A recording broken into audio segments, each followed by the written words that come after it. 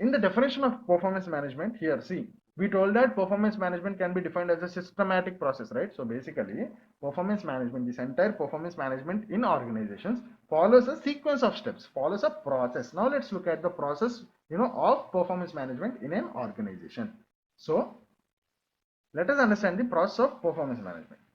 Performance management is a process. This is a typo.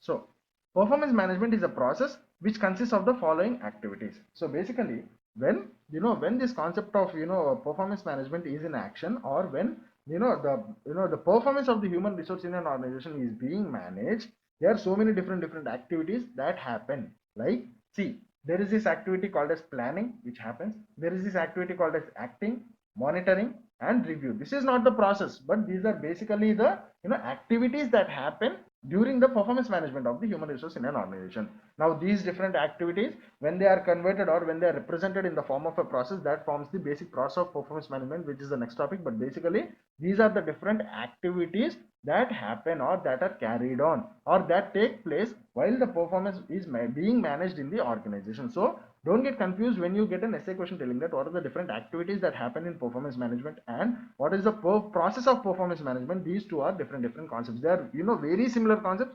very interrelated concepts, but they are actually different concepts. Okay, so basically we are now talking about the different activities that are involved in performance management. So the first activity is planning. That means a planning activity is involved. That means basically the employees targets or the employees standards are planned and they are communicated, right? That is the planning thing. So basically in planning activity, what happens is decide what to do and how to do it.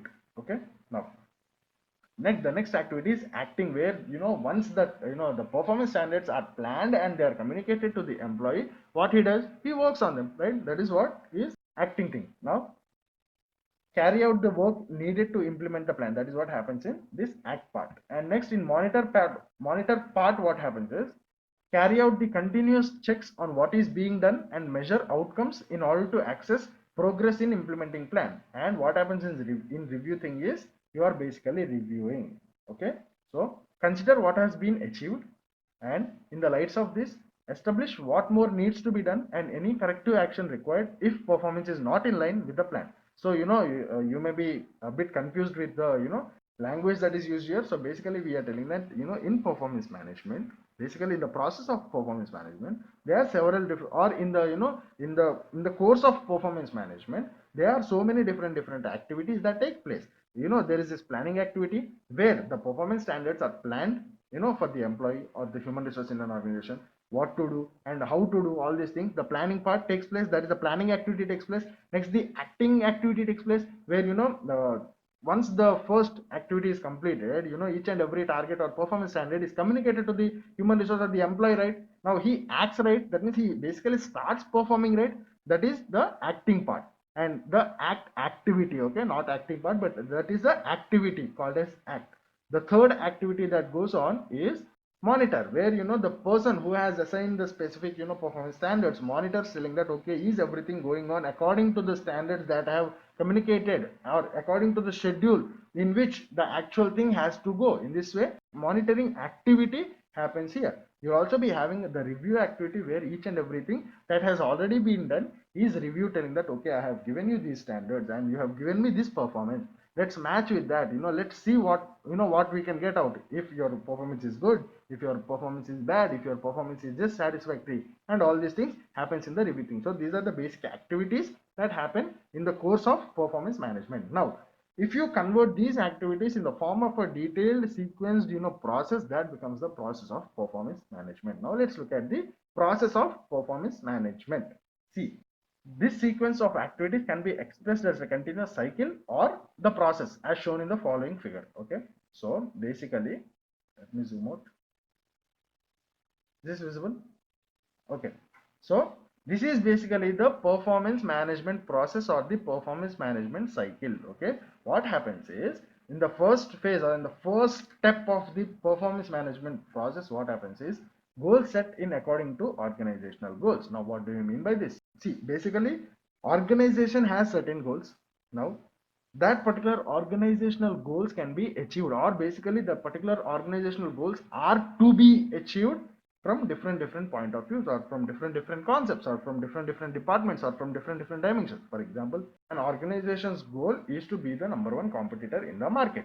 Now, in order to achieve that big goal, there may be so many different small goals, okay, which are relevant to certain departments. For example, in order to achieve that goal, there may be certain finance goals. That means, the financial, accounting and all these things should be perfect in this way. And there may be certain production goals. Similarly, HR department will be having certain goals, telling that, okay, in order to achieve that particular organizational goal, each and every employee in the organization should give his maximum performance, right? So basically what we are telling is, based on the organizational goals, we take out our appropriate suitable goals that are related to us. So basically, goals set in accordance to the organizational goals. So for example, using the same example, if an organization goal is to become the number one competitor in the market, so from HR point of view, what we have to do, we have to set the goals relating to HR department, telling that, see, in order to achieve that organizational goal of becoming number one competitor in the market, each and every employee should give his maximum performance. So we'll set our goals regarding to HR, in this way. This is the first step, where based on the organizational goal, you take out your goals. Okay, now that is the first thing, goals set in accordance to organizational goals. Now standard set for employee.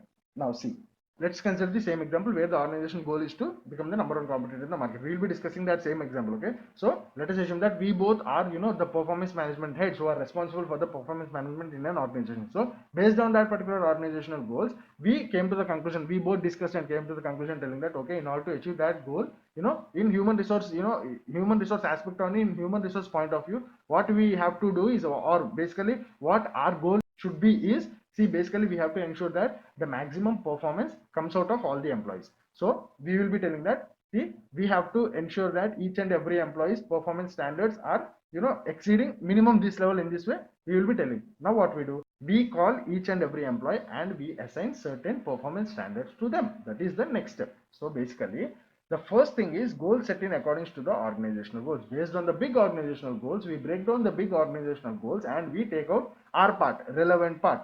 Now, based on our relevant part, we will actually break down this, this particular our relevant part, and we will set, break down that particular relevant part, relevant goal into different parts, and we will assign different goals to different employees, so that, all the employees, when combined and give out their performance, it will, it will equalize to, our goal that we have taken from the organizational goal. That is the main perspective. Now, the third thing that happens is ongoing performance.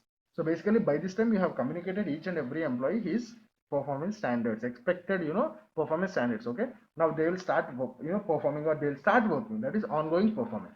Now, feedback is provided frequently. Now, you can't just tell that, okay, I have communicated certain targets to the employees and they will work on their own after, after 1 year or after 1.5 years. Then I will come and then I will see if everything is, up to the mark, or each and every person has delivered his part or not. No, generally that doesn't happen in organizations. Basically, what happens in organizations is frequent feedback is provided. That means, for example, once in a while, the responsible people, or the managers, or the people who are responsible for giving these targets or managing the performance, once in a while they'll keep on monitoring, telling that, is everything going on according to the plan or not, or is anyone doing any mistakes, let us rectify him. In this way, they'll keep on monitoring if everything is going according to the schedule or according to the plan or not. Okay, now the next thing that happens is performance appraisal. Now, what do you mean by performance appraisal? That is the next class. So basically what happens is, in simple terms, performance appraisal is a meeting, is a performance review meeting that happens once in a while.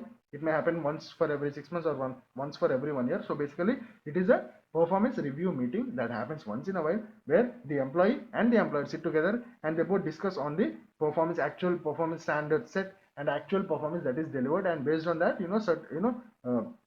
they both come to certain conclusions or certain agreements. So that is basically performance appraisal. Okay, so the last thing that happens is HR decision making. As I already told you, based on the outcomes from that particular performance appraisal meeting, certain HR decision making happens. Okay, this again goes back to first thing.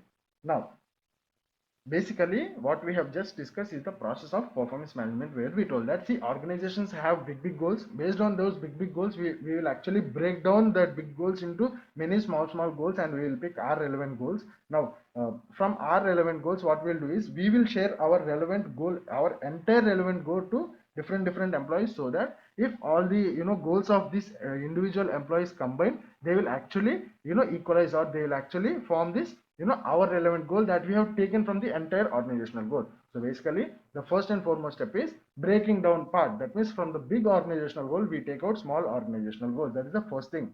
Second step is where you share this particular small goal, our relevant goal, to different employees. That is the second step. The third step is, once you have communicated the employees their particular goals or their particular performance standards, they'll start performing, and while they are performing, frequent feedback is provided. That is the third step. And once the performance started and you have been providing feedback, it is a time for performance appraisal, where the performance is reviewed, and based on the performance review certain HR decisions are made. Again this goes to the starting, okay, where again goals are generated, and again all this process repeats. So this is basically the process of performance management that happens in the organizations. Okay, let's see the theory part for this. See, so the first step, goals are set in accordance to the organizational goals. The second thing is standards set for employee. Now the standards include both behavioral standards as well as results expected. We have talked about this in the initial part, right? That is why I told you that is the reason why I brought the concept there, because once we enter this performance management, standard setting for employee, you'll definitely have this concept. For example, you may have, I already discussed, you may have performance standard relating to both results as well as behaviors, or in some cases you will be having only related to results. In some cases you will be having performance standards only related to behaviors. In certain cases you will be having for both. Okay, now ongoing performance happens and feedback is provided regularly, and performance appraisal happens.